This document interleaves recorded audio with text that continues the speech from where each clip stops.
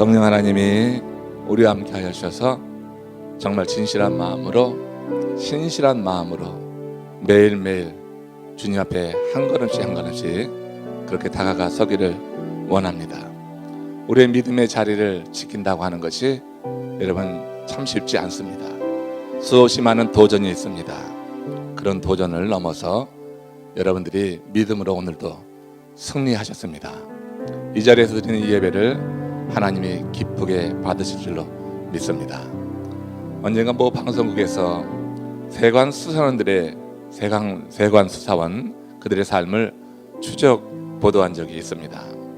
아다시피 그들의 주요 업무는 밀수품을 찾아내는 거죠. 밀수품은 대개 고가의 물건입니다. 근데 그 프로 내용 중에 한 젊은 세관원이요, 고급 시계입니다.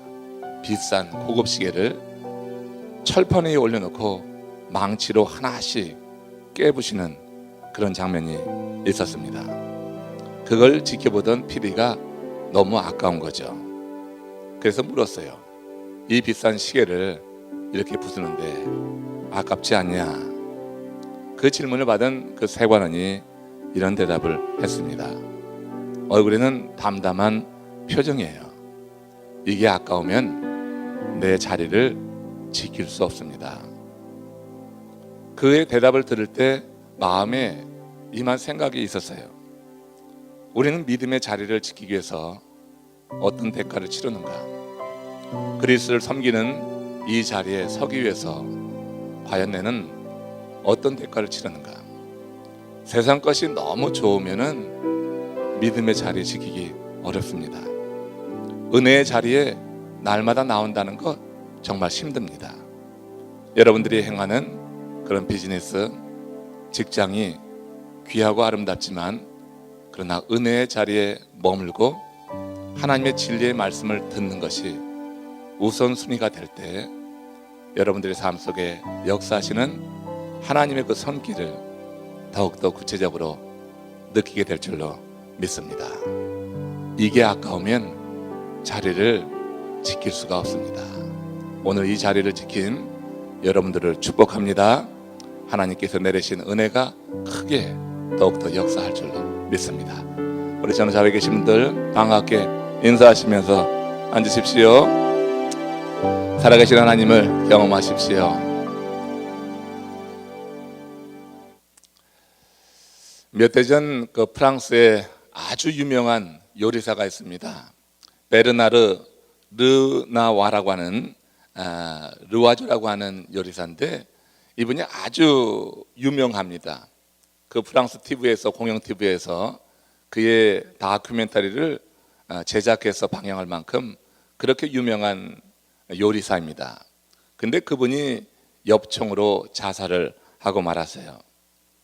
그는 프랑스 내의 그 식당을 등급별로 평가한 그 식당 안내서에서 27년간 최고의 자리에 있었습니다. 최고의 요리사로 알려졌었어요. 근데 그가 엽총으로 자살한 그 해에 그의 식당이 2등급 낮게 책정이 됐습니다. 그래서 별을 하나 얻게 된 거예요. 결국 그를 자살로 이끈 것은 수치심이었다고 그렇게 보도를 했습니다. 최고의 자리에 있던 그가 2등급 강등이 된 거예요. 그 수치심이 그를 자살로 이끌었다고 하는 보도를 접하면서 든 생각이 있었습니다. 여러분, 인간의 육체는 세월이 흐르면 쇠하게 마련입니다. 인간의 능력도 감퇴할 수밖에 없는 것이 사실이에요. 아무리 솜씨가 좋다 한들 어찌 한평생 정상의 자리를 지킬 수 있겠어요? 여러분, 세월이 지나가면서 몸도 쇠하고 자기의 역량도 쇠하면서 새로운 그런 실력자들이 등장하고 그리고 자리를 내어주고 내려오는 것이 이게 여러분 자연스러운 것이 돼야지 되는데 내가 반드시 그 자리에 있어야지 된다고 하는 그 최고의 자리에 내가 있어야 된다고 하는 그런 생각이 자신의 영광을 구하는 그 생각이 결국 이런 비극적인 종말을 맞이했다 이렇게 생각을 해보면서 과연 우리들은 하나님의 일을 한다고 할 때 어떤 자세로 하는가? 사역에 임할 때 내가 꼭 그 자리에 있어야지 되는가? 하나님께서 다양한 사람들을 불러주셔서 우리에게 다양한 은사를 주셨을 때 언젠가는 내가 하는 그 일보다 더 은사가 있고 능력이 있고 하나님의 영광을 위해서 행할 사람이 있다고 하면은 그럼 자연스럽게 그 자리를 비워줄 수 있는 그런 삶의 자세는 우리에게 없는 것일까 하는 이 생각을 해봅니다.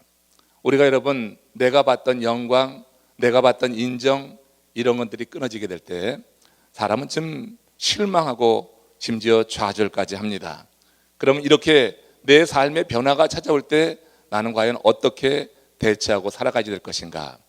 어제 요절 말씀 가운데 시편 42편 5절 말씀 여러분 기억하십니까? 자, 한번 같이 앞에 나와 있을 거예요. 그러니까 오늘은 그냥 읽으시면 됩니다. 고민하지 마시고 애우신 분은 잘 애우시고 못 애우신 분은 한번 읽어보십시오.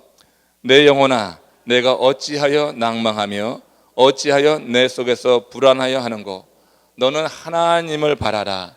그 얼굴의 도우심을 인하여 내가 오히려 찬송하리로다.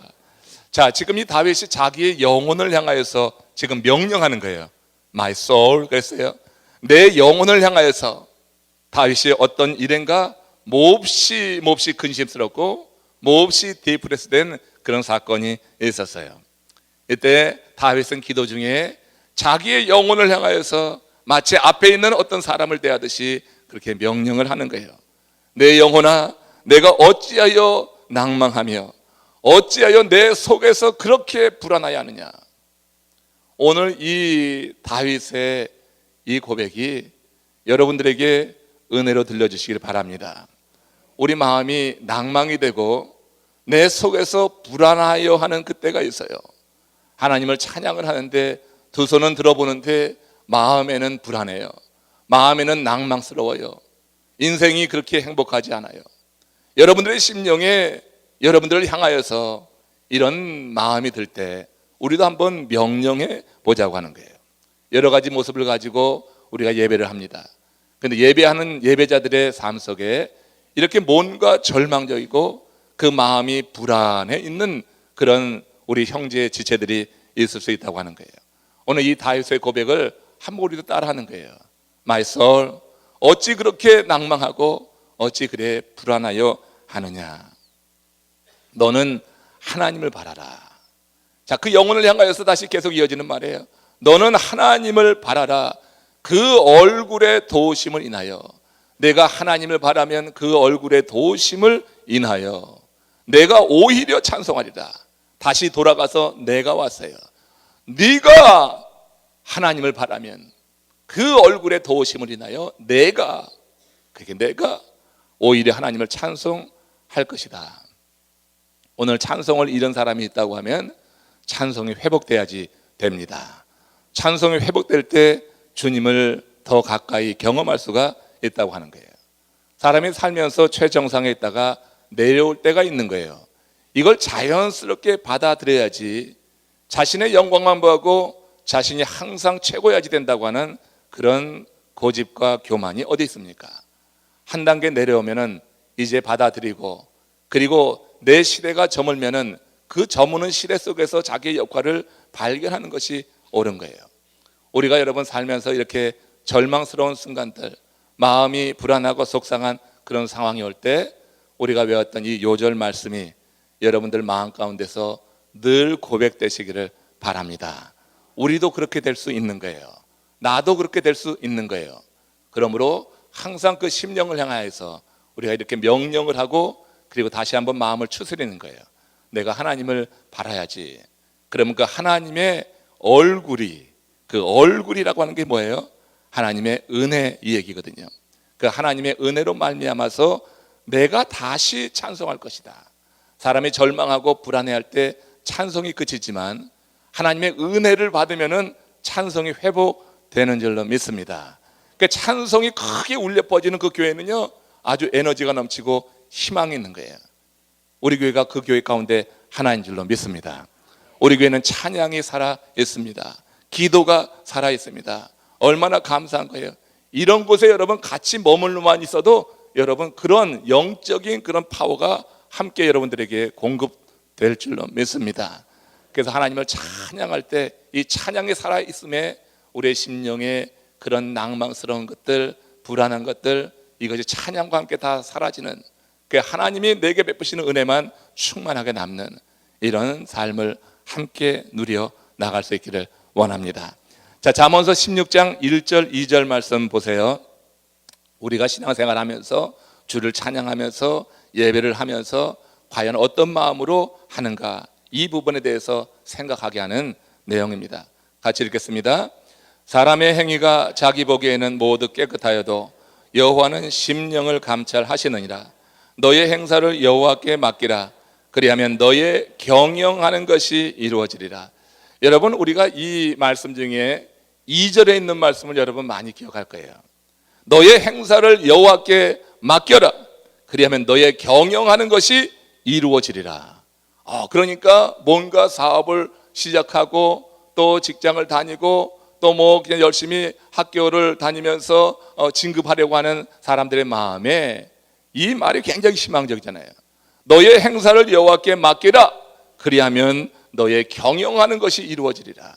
내가 지금 행하는 일이 잘 되는 것처럼 좋은 게 어디 있겠어요. 지금 여러분 비즈니스가 많이 다운된다고 하고 힘들어하고 있어요. 그런데 제가 지금 미국 온 지 18년이 됐는데요, 그 18년 전에도 같은 얘기 들었어요. 어쩌면 18년 동안 한 해도 빠짐없이 비즈니스가 다운된다고 그래. 너무 어렵다고 하는 얘기를 해. 그런데도 살아가는 거 보면 용해. 18년 동안 그렇게 계속해서 다운됐으면 과연 어떻게 살았을까? 여러분, 우리가 경영하는 거 그야말로 잘 되기를 원하는 게 우리들의 솔직한 마음이 되죠. 근데 경영하는 것이 잘 되기 위해서 너의 행사를 여호와께 맡기라고 그랬어요. 맡김이 우선입니다. 경영하는 것을 위해서 내 머리를 짜내기 전에 여호와 하나님 앞에 여러분들의 경영을 맡기시기를 축원합니다. 그러면 여러분 이 말씀만 보면은 뭐 걱정할 일이 없을 것 같아요. 그래, 나 맡길 수 있어. 나 얼마든지 맡길 수 있어. 하나님 내 일 맡아주세요. 내 경영 맡아주세요. 우리 그렇게 쉽게 말할 수 있을 거예요. 하나님이 경영을 맡아주시면은 그러면 내 모든 일이 정말 잘 될 것인데, 내 행사를 맡기면 나의 경영이 잘 이루어질 것이니 뭐 걱정할 일이 없을 것 같아요. 근데 여러분 이 말씀 그 앞절에 있는 것을 여러분들이 주의 깊게 봐야 돼요. 정말 하나님께 맡기면은 나의 경영하는 것이 잘 될 줄로 믿습니다. 근데 어떤 마음으로 맡기느냐, 그게 이 앞에 있는 거예요. 하나님께 맡기는 것 좋습니다. 근데 어떤 마음으로 맡기느냐, 하나님께서 경영하는 것을 잘 이루어지게 하실 것이냐 하는 말씀이 그 앞에 여호와는 심령을 감찰하시느니라 하는 말에 있는 거예요. 이 말이 여러분 핵심이에요. 이 말씀을 제대로 이해해야지 돼요. 여호와는 나의 심령을 감찰하시느니라.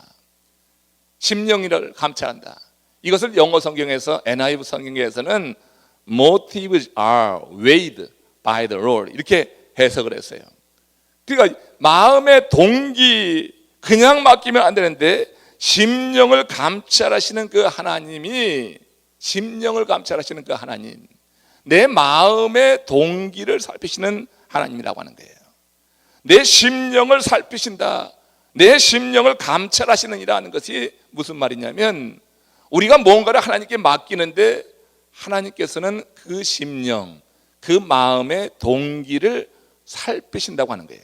하나님은 어떤 저울에 뭔가를 무게를 달 때 저울을 사용하듯이 내 마음의 동기가 어떤가 해서 그것을 무게를 단다고 하는 거예요. 하나님의 저울에 내 마음의 동기를 올려놓고 단다고 하는 것입니다.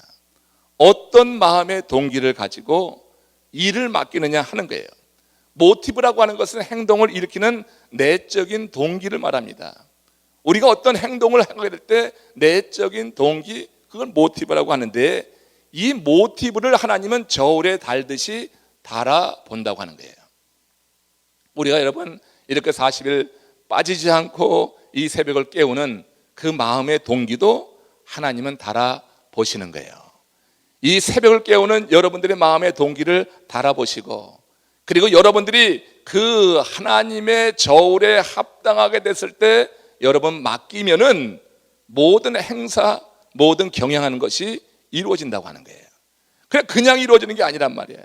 맡긴다고 그냥 모든 것이 잘 되는 것이 아니라 내 마음의 동기가 하나님의 저울에 달려서 옳다 인정함을 받았을 때 우리의 경영하는 것이 잘 이루어진다고 하는 그런 말이니까, 여러분 이 말씀을 잘 새겨서서 정말 하나님 앞에 설 때마다 내 마음의 동기는 과연 어떤 것인가, 하나님께 나는 이런 기도를 올리는데 정말 그래, 내가 이 기도를 올리는 내 마음의 동기는 과연 하나님의 저울에 달려서 합당한 것인가, 이런 생각을 한번 해봐야지 될 것이에요. 우리가 여러분 정욕으로 구하는 것은 이미 마음의 동기가 잘못된 거 아니에요. 너희가 구하여도 얻지 못하면 정욕으로 구함이라, 야고보서에서 야고보 사도가 우리에게 경고하는 거 아니에요? 그러니까 마음의 동기가 어떤 정욕, 나의 욕망, 나의 자랑, 나의 이름을 높이는 것, 이런 것이 될 때 그 동기, 모티브는 하나님의 저울에 달려서 좀 부족하게 되는 거예요. 하나님은 그 저울, 하나님만의 저울을 가지고 우리의 마음을 살피신다고 하는 거예요. 그 여호와는 심령을 감찰하시느니라. 사람의 행위가 자기 보기에는 모두 깨끗해요. 내가 생각할 땐 나처럼 의로운 사람이 어디 있어? 그래, 이 정도 마음이면, 또 이 정도 내가 열성이고 이 정도 내가 기도면은 하나님은 무조건 들어주셔야지 되지 않을까? 사람이 보기에는 자기 행위가 모두 깨끗해. 여러분, 남들이 막 지탄하는 사람도 그 사람에게 물어봐요. 그 사람이 자기 스스로의 행동에 대해서 지탄받을 것으로 여기고 있습니까? 절대 안 그래요. 그래서 사람을 사람이 고치지 못하는 거예요. 그건 여러분, 사람을 고치는 것은 오직 성령 하나님, 우리 주 예수 그리스도의 은혜 안에 거할 때, 그럴 때 고쳐질 수 있는 거지, 누굴 고치려고 한번 해보세요. 어림없는 일이에요. 고치려다가 관계가 깨지게 마련입니다. 도저히 안 되면 그냥 두시기를 바랍니다. 50 넘어서는 또 고쳐지기도 어려워. 50 넘어서는 그냥 살다가 가라고 그래요, 누가. 여러분, 사람이 정말 잘못된 습관은 쉽게 고쳐지지 않습니다. 그게 여러분, 내가 고치려고 해서 되는 게 아니에요. 하나님이 만져 주셔야지 되는 거예요. 다 사람은 자기 보기에는 자기 행위가 깨끗한 거예요. 누구 하나 자기가 결함이 있다, 내가 하는 것이 틀리다, 이렇게 인정하고 그렇게 고백하는 경우가 없어요. 그렇게 한다고 하면 그건 입술의 고백일 뿐이에요. 마음에서는 그렇게 사람들이 여기질 않는 거예요. 그래서 사람의 행위가 자기 보기에는 모두 깨끗하여도, 이게 뭐예요? 깨끗한 것 같지만 여호와 심령을 감찰하시는 그 하나님의 앞에 보면 그렇지 않을 수 있다고 하는 겁니다. 우리 마음의 동기를 재어보시는 하나님 앞에 우리가 온전히 그 주님의 저울에 합당하게 될 때, 그럴 때 여러분 행사를 맡기십시오. 그리고 걱정하지 마십시오. 그 다음에는 경영하는 것이 이루어지는 겁니다. 그러니까 이 원리를 여러분 우리가 알아서 행하자고 하는 거예요. 우리 하나님께서 여러분들의 사업을, 여러분들의 가정을, 여러분들의 마음속의 소원과 기도를 우리 하나님께서 지금 살피고 계신 줄로 믿습니다. 우리 주님 앞에 그래서 구할 때 하나님 내게 정결한 마음을 주옵소서, 신실하게 진실하게 살게 하옵소서. 찬송만이 아니라 우리 마음의 고백이 정말 주님 앞에 신실하게 진실하게 어떻게 하든 하나님의 말씀에, 하나님이 들고 계신 그 저울에 합당하게 살기 위해서 주님의 은혜를 구하는 것입니다. 하나님의 은혜가 우리 가운데 임할 때 우리는 그렇게 주를 위해서 이렇게 살면서 하나님이 우리 인생의 문제를 해결해 주시고 경영하는 것을 풀어주시고 이루어 주시는 그런 순간을 경험하게 될 것이다 하는 거예요. 그럼 바울은 우리들이 무엇을 하든 그 일의 내적인 동기가 어때야지 될지 고린도전서 10장 31절에서 일러주고 있으니까 여러분 이제 그 동기까지 이제 여러분 말씀을 통해서 배웠어요. 이 말씀을 통해서 여러분 사시기 바랍니다. 그러면은 여러분들의 행사를 맡기세요. 이 말씀에 따라서 맡기시면 됩니다. 같이 한번 읽겠습니다. 시작. 그런즉 너희가 먹든지 마시든지 무엇을 하든지 다 하나님의 영광을 위하여 하라. 하나님의 영광을 위해 사는 거예요. 먹든지 마시든지 무엇을 하든지 우리의 마음의 동기가 내 행위를 일으키는 내 내적인 이 행위를 일으키는 이 내적인 동기로서 이 모티브, 이것이 하나님께 영광을 돌리는 것이 되면 된다고 하는 거예요.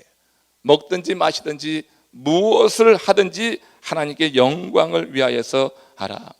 성도가 무엇을 하든지 이렇게 살 때 하나님은 기뻐하시고 우리의 삶에 은혜로 채우신다고 하는 거예요. 근데 오늘날 많은 사람들이 먹든지 마시든지 하나님께 영광이 아니라 그냥 몽땅 다 어떻게 해요? 자기의 영광을 위해서 사는 거예요. 먹든지 마시든지 그냥 나의 영광이지 무슨 하나님의 영광이에요. 나의 영광을 먼저 추구하는 거 아니에요? 하나님께 영광을 돌려야지 되는데 내가 다 그 영광을 가로챈다고 하는 거예요. 그 영광을 가로채면서 하나님 앞에 나와서 구하기는 하는데 그 하나님께서 그 구함에 응답하시느냐 하는 거예요. 우리가 여러분 하나님께 돌아갈 그 영광을 가로채는 것, 우리 여러분 부지부식간에 행하고 있습니다. 아무런 낯의 변화도 없이 하나님께 돌아갈 영광을 내가 다 가로채고 있는 경우가 많이 있다고 하는 거예요. 하나님은 우리에게 은혜를 베푸시고 우리가 하나님께 올리는 영광을 받으시기 원하시는 거예요. 하나님은 정말 말할 수 없는 은혜로 우리에게 채워주시고 다만 원하시는 것은 하나님을 인정하고 하나님 앞에 그 존귀와 찬양과 영광을 올리는 거예요. 이걸 원하시는 거예요. 우리가 여러분 이렇게 하나님의 영광을 위해서 살아갈 때 내게 주어진 일, 그 일은 은혜의 수단이 될 수가 있어요. 근데 내가 무엇을 하든지 나의 영광을 위해서 하게 되면 그 일은 나에게 우상이 될 수 있는 겁니다. 나의 영광을 위해서 하는 사람에게 내가 행하는 그 일은 나의 우상이 되는 거예요. 내가 그 일을 위해서 내게 만족이 있기 때문에, 내가 그 일을 함으로 말미암아 내게 기쁨이 있기 때문에, 나에게만 기쁨이 있기 때문에 그 일이 우상이 된다고 하는 거예요. 그러나 하나님께 영광을 돌리면 먹든지 마시든지 무엇을 하든지 하나님께 영광을 돌릴 때 여러분들에게 주어진 그 일은 은혜의 수단이 되는 거예요. 하나님은 그 일을 통하여서 여러분들의 삶 속에 구체적으로 역사하기 때문에 내게 주어진 그 일이 무엇이든지 그 일이 작든 크든 그 일을 통하여서 하나님께서 내게 은혜를 주시는 수단이 될 수 있다고 하는 거예요. 우리가 여러분 하나님께 돌아갈 영광을 가로채고 그 영광을 내가 소유하려고 할 때 내게 허락된 모든 일들이 이렇게 우상단지가 된단 말이에요. 하나님은 우상을 가장 미워하시는 거예요. 그래서 하나님께 돌아갈 영광을 가로채고 내가 영광을 받으려고 할 때 하나님께서는 그 사람의 일 가운데 함께 하시질 않는 거예요. 혹시 부자가 될 줄 모르지만 그들의 삶 속에 하나님이 은혜를 주시지 않아서 영혼의 메마름 속에 고통받게 한다고 하는 것입니다. 여러분들의 일이 우상이 되지 않기를 주의 이름으로 축원합니다. 내 일이 우상이 되어서는 안 되겠어요. 내가 행하는 그 일이 하나님의 은혜가 임하는 통로가 될 수 있습니다. 하나님 앞에서 무슨 일을 하든지 그게 하나님께 영광을 돌리는 일이라고 하면은 하나님이 허락하신 그 일이 내게 하나님의 은혜가 임하는 통로로 되는 것이다. 그렇지 않을 때 우리 하나님께 영광을 가리우고 또 비방도 듣게 되는 건데요. 자, 베드로후서 2장 1절 2절 말씀입니다. 같이 읽겠습니다. 이와 같이 너희 중에도 거짓 선생들이 있으리라. 여럿이 그들의 호색하는 것을 따르리니 이로 말미암아 진리의 도가 비방을 받을 것이라. 자, 어떤 행위로 인해서 진리의 도가 비방받는다고 하면 그 심판은 거짓 선생들의 그것이 될 것이다. 내가 어떤 일이든지 내가 어떻게 행하든지 내 행함으로 말미암아 진리의 도가 비방을 받는다고 하면 거짓 선생들이 받을 그 심판이 내게 임할 것이라고 하는 거예요. 우리가 여러분 행하는 모든 일 속에서 그래서 무엇을 하든지 하나님의 영광을 위해서 행하라고 하는 것입니다. 우리가 여러분 이렇게 거짓 진리 안에서 자기의 영광, 거짓 선생들이 자기의 영광을 위해서 사실은 진리를 왜곡하는 거거든요. 자기의 영광을 위해서 살아있는 하나님의 말씀을 변형시키는 거거든요. 그렇기 때문에 그들에게 돌아갈 심판은 말할 수 없는 거예요. 우리가 어떤 모습이든지 이렇게 진리의 도가 비방받는데 내가 나서고 있다고 하면 이건 큰일 날 일이 되는 겁니다. 거짓 선생들에게 돌아갈 그 책망과 심판과 징계가 우리에게 돌아올 수 있다고 하는 거예요. 하나님의 영광을 가리우는 것은 아주 큰 죄입니다. 여러분, 할 수만 있으면 하나님의 영광을 가리우는 그 자리에서 벗어나 앉기를 축복합니다. 그리고 은혜의 자리에 머무십시오. 그래서 하나님께서 그 은혜의 자리에 머무는 자에게 베푸시는 그런 축복을 여러분 경험할 수 있기를 원합니다. 하나님께서 은혜의 자리에 있는 자들에게는 말할 수 없는 평강으로 채워주신다고 했어요. 세상이 흔들 수 없는 그와 같은 아주 굳건한 믿음으로 세워주신다고 했습니다. 바람이 몹시 부는 날 그 바다에 어떤 해녀가 바다로 뛰어들어서 해물을 캐고 있는 거예요. 이를 지켜보던 사람이 물었습니다. 아니, 이렇게 바람이 거센데 바다에 들어가도 되는 겁니까? 이렇게 지금 풍랑이 있는데 바다에 들어가서 그 일을 할 수 있는 겁니까? 그렇게 물었어요. 그랬더니 그 해녀가 하는 얘기가 이런 말이었어요. 풍랑이 바다 위에나 있지 바다 속에도 있나요? 풍랑은 바다 위에만 있는 거지 바다 속, 내가 해물을 캐는 그 바다 속에는 풍랑이 없습니다. 여러분, 신앙의 깊은 세계에 들어가면 삶의 표면에서 일어나는 그런 사건들, 문제들은 사실 큰 문제가 아닌 것으로 여겨져야 될 줄로 믿습니다. 우리가 하나님의 영광을 위해서 무엇을 하든지 하나님의 영광을 위해서 살 때 그 사람은 신앙의 깊은 바다에 들어가 있는 거예요. 무엇을 하든지 하나님께 영광을 돌리는데 그 사람의 삶 속에 이와 같은 평화가 없겠느냐고 하는 거예요. 신앙의 깊은 바다에 들어가면 내 삶의 주변에서 일어나는 그 요란한 소리들, 요란한 사건들, 문제들, 풍랑들 큰 문제가 아니라고 하는 거예요. 그 안에서, 그 깊은 바다 속에서 하나님이 우리에게 마련하신 은혜의 깊은 바다 속에서 그 사람은 하나님이 주시는 기쁨을 소유하면서 거기서 논일고 있는 거예요. 오늘도 여러분, 우리 삶의 겉모습이 큰 풍랑과 바람으로 요동치는 사람들이 있을 겁니다. 그러나 여러분, 이번 40일 기도를 통해서 여러분들이 깊은 바다로 그 은혜의 깊은 바다로 내려갈 수 있기를 주의 이름으로 축원합니다. 오직 그 은혜의 바다로 깊게 내려가는 거예요. 그 해녀처럼 정말 하나님밖에 없습니다. 하나님의 은혜를 간구합니다 하면서 깊은 바다로 내려갈 때 여러분들 삶의 주변에서 일어나는 그 풍랑에 좌우되지 않고 하나님이 주시는 은혜를 마음에 간직하면서 요동치 않는 가운데 여러분들이 모든 것을 맡기기 때문에 하나님께서 여러분들의 경영을 이루어주는 이런 은총을 경험하게 될 줄로 믿습니다. 스콜라 신학의 대부 토마스 아퀴나스가 천사와 같은 박사다, 이런 별명을 갖고 있습니다. 그가 수도원에서 기도하던 중에 환상을 보았습니다. 예수님을 만난 거예요. 예수님은 아퀴나스에게 물었답니다. 내가 무엇을 원하느냐? 네가 무엇을 원하느냐? 여러분들에게 우리 주님께서 오늘 환상 중에 그렇게 질문을 한다고 하면 여러분은 뭐라 대답하겠어요? 아니, 주께서 물으시는데 왜 대답하지 않고 가만히 입 다물고 있어요? 주께서 물으시는데 빨리 대답을 해보세요. 주께서 물으시면 여러분 뭐라고 대답을 하시겠어요? 내가 오늘 무엇을 원하느냐?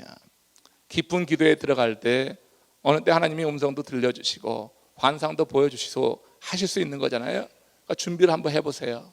내게 그런 시간이 오면은 나는 과연 뭐라 대답할 것인가?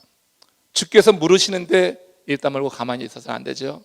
예비되고 준비된 자가 그 순간 놓치지 않고 말할 수 있을 거예요. 토마스 아퀴나스가 주의 그 질문을 받고 한 대답은 이것이었습니다. 주님입니다.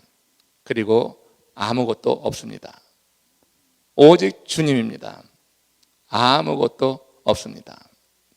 그는 그 깊은 은혜의 바다에 이미 들어가 있는 거예요. 거기서 주와 함께 하는 거예요. 오직 주님입니다. 그 이외의 문제는 주께 다 맡기는 거예요. 오직 주님입니다. 그리고 그 문제를 주께 맡기기 때문에 그 외에 아무것도 없습니다. 이런 고백이 가능한 거예요. 그게 맡기는 거예요. 그게 맡기는 거예요. 심령을 감찰하시는 우리 하나님께서는 이런 고백이 자연스럽게 터져나오는 그 사람의 삶 속에 역사하셔서 경영하는 그 모든 것이 잘 이루어지도록 그렇게 도우시고 함께 하시는 줄로 믿습니다. 너무 힘듭니까? 너무 나랑은 상관없는 그런 삶인 것 같습니까? 하나님께서 은혜 주시면은 여러분도 그 단계에 얼마든지 들어갈 수 있음을 믿음으로 기대하시기를 바랍니다. 절대 낭망하거나 절대 절망하지 말고 여러분의 영혼을 향하여서 여러분 그렇게 외치십시오. 여호와 하나님을 바라라. 그 얼굴의 도우심으로 인하여 내가 오히려 찬송할 것이다. 다윗도 바로 그 경지에 이르러서 이런 고백이 가능했다고 하는 거예요. 오직 주님입니다. 그 외에 아무것도 필요 없습니다. 주께서 내 문제를 맡으시고 이끌어 나가시면서 해결해 주시는 그런 놀라운 은혜가 그런 고백 속에서 우리의 삶 가운데 누려지게 될 줄로 믿습니다. 오늘 신실하게 주를 찬양해 봅시다. 신실하게 진실하게 주님을 높여 찬양합니다. 주님께서 우리의 찬양을 받으시고 우리의 기도 속에 오늘 응답하시기를 원합니다. 여러분들의 기도, 여러분들의 대답은 주님입니다. 그리고 아무것도 없습니다는 그의 고백을 담기를 원합니다. 신실하게 진실하게